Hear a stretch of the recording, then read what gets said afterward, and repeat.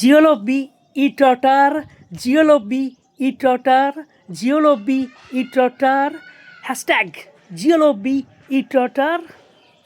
তো বন্ধুরা, much awaited teaser cum announcement video cum title announcement of hashtag Globetrotter, S রাজামৌলির এবং মহেশবাবুর নেক্সট ফিল্ম, যেটা কালকে ইভেন্টটা ছিল হায়দ্রাবাদে রামোজি ফিল্ম সিটিতে।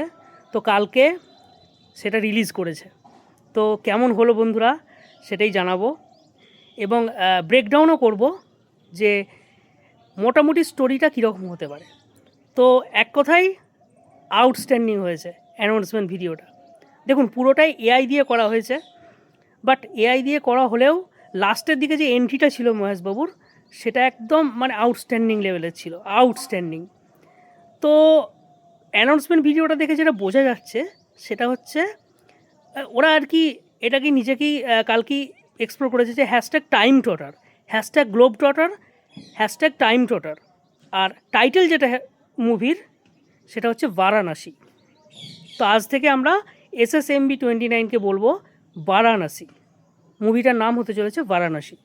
তো হ্যাশট্যাগ টাইম ট্রটার মানে যেটা অ্যানাউন্সমেন্ট ভিডিওটাই দেখা যাচ্ছে সেটা হচ্ছে যে মাল্টিপল মানে এই পৃথিবীর বিভিন্ন জায়গাতে, আন্টার্কটিকা, আফ্রিকা, তারপরে গুহার ভেতরে বিভিন্ন জায়গাতে এই গল্পটা যাবে এবং একটা প্রেজেন্ট টাইম লাইনও থাকবে।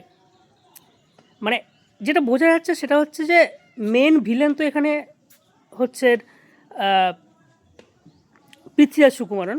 তো পৃথ্বীরাজ সুকুমারন প্রেজেন্ট টাইম লাইনের একজন সুপার ভিলেন, যেটা মানে কি বলবো, অনেকটা তার যে পোস্টারটা যখন এসেছিল তখন অনেকটা স্পাইডারম্যানের সাথে মিল ছিল বা আরও সঙ্গে মিল ছিল। তো প্রেজেন্ট টাইম লাইনে পৃথ্বীরাজ সুকুমারনের যে ক্যারেক্টারটা হবে সেটা মহেশবাবুর কাছে একটা বিরাট বড় থ্রেট।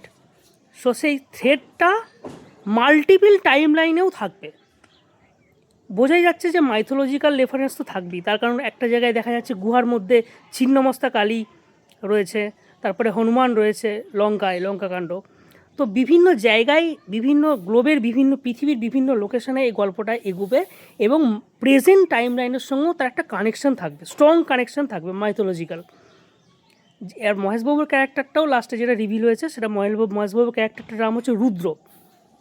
তো এই রুদ্র পৃথিবীর বিভিন্ন লোকেশনে মাল্টিপল টাইম লাইনে এসে পৃথিবীকে বাঁচাবে, এটাই মোটামুটি বোঝা যাচ্ছে।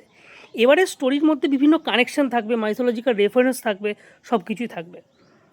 আর ভাই ওই গানটা সঞ্চারী, অসাধারণ অসাধারণ। মানে শ্রুতি হাসানের গলায়, শ্রুতি হাসানকে দিয়ে যে এইভাবে গানও যেতে পারে, শ্রুতি হাসানের গলাকে যে এইভাবে প্লেব্যাকে ব্যবহার করা যেতে পারে, সেটা আমাদের SS রাজামৌলি দেখালো। আউটস্ট্যান্ডিং হয়েছে। তবে এই সঞ্চারী গানটার মধ্যে আমার এই মানে কি বলবো, ওই র্যাপ পোর্শনটা খুব ভালো লেগেছে। জিওলব্বি ইটটার, জিওলব্বি ইটটার, জিওলব্বি ইটটার, এটা আমার মানে খুব মানে মজা লেগেছে আর কি এই জায়গাটা। কিন্তু গোটা গানটা আউটস্ট্যান্ডিং জাস্ট। তো আমি প্রচণ্ড ওয়েট করে আছি সিনেমাটার জন্য। SS রাজামৌলি আমার মানে ইন্সপিরেশন। উনি যেভাবে স্পেকটেকল সিনগুলোকে ডিজাইন করেন, তার মধ্যে যতটা ইমোশন দেন, তো এটা সত্যিই মানে অসাধারণ। তো আশা করছি SS রাজামৌলিতেও মানে SSMB29-এও সেটা থাকবে, বারাণসীতেও। তো তার গ্লিমসটা দেখেই বোঝা যাচ্ছে যে কতটা ওয়ার্ল্ডটা কতটা বড় হতে চলেছে। তো এক কথায় খুব ভালো হয়েছে। আমি অ্যানাউন্সমেন্ট পুরো যে ইভেন্টটা সেটা জিও হটস্টারে দেখছিলাম কালকে। তো ইভেন্টটাও ভালোই হয়েছে। সোমা ছিল মানে হোস্ট। সোমা ওয়ার্ড 2 এর যে ওখানে ইভেন্টটা হয়েছিল হায়দ্রাবাদে, সেখানেও হোস্ট করেছে। বাট আমাদের মুম্বাই থেকে একজনকে নিয়ে যাওয়া হয়েছিল, আমার মানে তার ইম্প্যাক্টটা অতটা ভালো লাগেনি। ওই জায়গায় মনীষকে নিলে অনেক বেশি ইভেন্টটা আরও মানে ভালো হতো আর কি। কারণ মনীষ অনেক বেশি কানেক্ট করতে পারে, মনীষের কমেডি অনেক ভালো। বা কপিলকেও নিলেও ভালো হতো, ওনাকে আমার ঠিক অতটা পোষায়নি। বাট সোমা ঠিকঠাক ছিল, সোমা ভালো ছিল। সোমা ওয়ার্ড 2 এর ইভেন্টও করেছিল, দেখছিলাম। তো মোটামুটি এটাই ছিল রিয়াকশান। মাল্টিপল টাইম লাইনের মধ্যে হতে চলেছে এবং একটা কমন থ্রেড থাকবে। আর মেন ভিলেন যেহেতু পৃথ্বীরাজ সুকুমারন, প্রেজেন্ট টাইম লাইনে ওকে হারাতে হবে মহেশবাবুকে। পৃথিবীকে বাঁচানোর জন্য, এবং সেটা মাল্টিপল টাইম লাইনে মাল্টিপল জায়গায় মানে এটা গল্পটা মুভ করবে, এবং তার সঙ্গে একটা স্ট্রং মাইথোলজিক্যাল রেফারেন্সও থাকবে। আমার যেটা মনে হচ্ছে মানে যতটা না বেশি মানে কি বলবো, মহেশবাবুর যে ক্যারেক্টারটা রুদ্র, তো ওর নাম, তো রুদ্র আমার মনে হয় শিবের একটা প্রতিমূর্তি হতে চলেছে, যে প্রেজেন্ট ডেতে মহাদেব যে শিব তার একটা মানে মানে প্রতিচ্ছবি একটা হতে চলেছে আর কি, এই ধরনের একটা বোঝা যাচ্ছে।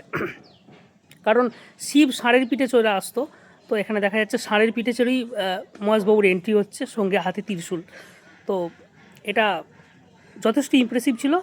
তো দেখা যাক কী হয়, আসুক, আরও বিভিন্ন গান আসবে, বিভিন্ন মানে গ্লিমসেস আসবে ছবির, সেগুলো দেখা যাক কেমন ইমপ্রেসিভ হয়। তো একে একে সব রিভিউ করতে থাকবো। থ্যাংক ইউ বন্ধুরা, ভালো থাকবেন সবাই, আর বারাণসীর জন্য ওয়েট করে থাকবো অবশ্যই। নমস্কার।